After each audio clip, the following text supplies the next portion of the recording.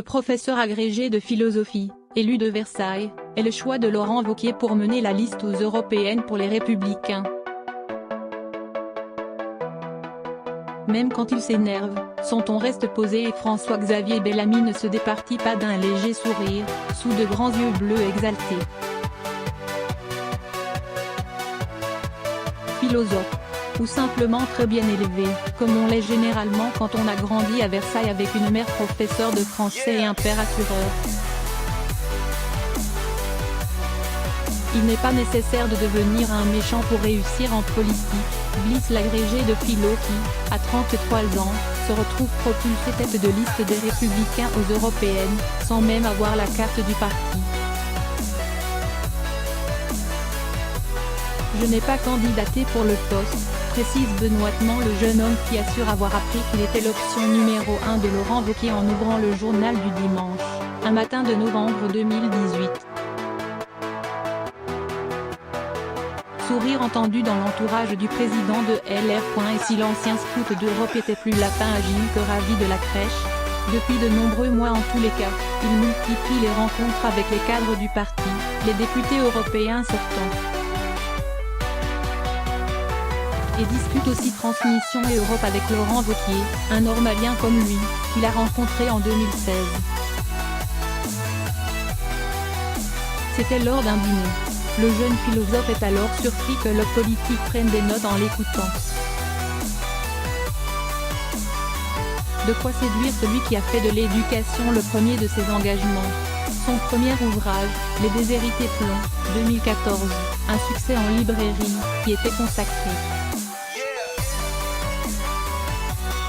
Dans les rangs de la manif pour tous. L'autre engagement pour lequel Bellamy s'est fait connaître fait aujourd'hui plutôt grincer des dents chez les Républicains. Alors qu'en 2013, le gouvernement héros-défend sa loi sur le mariage gay, le jeune professeur lui s'engage aux côtés de la manif pour tous. Et cet oracle a dit Christ. Bellamy, lui, s'agace, poliment, toujours, d'être réduit à se passer. Ça m'accroche, on se retrouve piégé dans une étiquette. Celle de l'intello cérébral incompréhensible et désincarné au choix, du Versaillais. Il fait tout pour essayer de s'en défaire, en rappelant opportunément que tous ou presque à droite ont comme lui battu le pavé, à l'époque, en refutant systématiquement le qualificatif de conservateur. Ou alors lorsqu'il glisse malicieusement une certaine admiration pour Jean-Luc Mélenchon. En 2012, j'ai failli voter pour lui. C'est le seul qui parlait bien français, confie Bellamy, cherchant le contre-pied.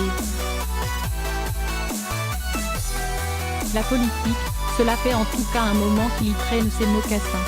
À 21 ans, il entre au cabinet de Renaud Domdieu de Vadre, alors ministre de la Culture, puis à la Justice au service de Rachida Dati, et même un temps conseiller de Nathalie Kosciusko-Morizet. Une première campagne municipale en 2008 à Versailles.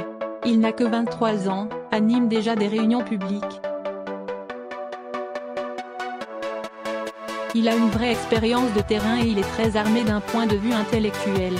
François de Mazières, maire, DVD, de Versailles, qui lui a mis le pied à l'étrier. Au théâtre le lundi. Mais cela sera-t-il suffisant, une fois sur les plateaux télévision, pour donner par exemple la réplique au frontiste Bardella, rodé à l'exercice?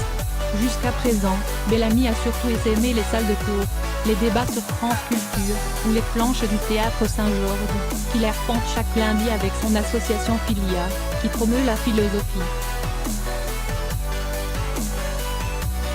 Il y déambule sur scène pendant 2 heures, à l'aise, presque sans notes, un verre d'eau à portée de main, devant un auditoire séduit. Ce lundi, il dissertait sur Rousseau, la fois d'avant c'était Blaise Pascal. Badin, il distille parfois une référence à l'actualité, une pile discrète à Macron. Un soir de novembre, un conseiller de Laurent Wauquiez est allé le voir pour jauger le futur poulain. Il en ressort conquis autant par la prestation que par le profil du public.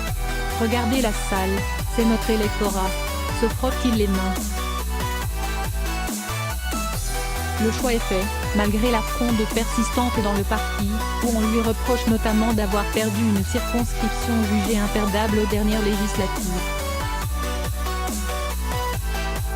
Pas de quoi impressionner Bellamy. Lui préfère rappeler qu'en 2008, il avait gagné les municipales à Versailles sur une liste de droite face à celle, officielle, de l'UMP. Et se félicite d'avoir remporté la mise sans attaque contre ses rivaux d'alors. Il y a un avenir pour l'intelligence, croit-il. La bienveillance, ça compte. Mais lui le sait, il ne pourra en tous les cas pas compter sur celle de ses futurs adversaires. Ni sur celle de sa nouvelle famille.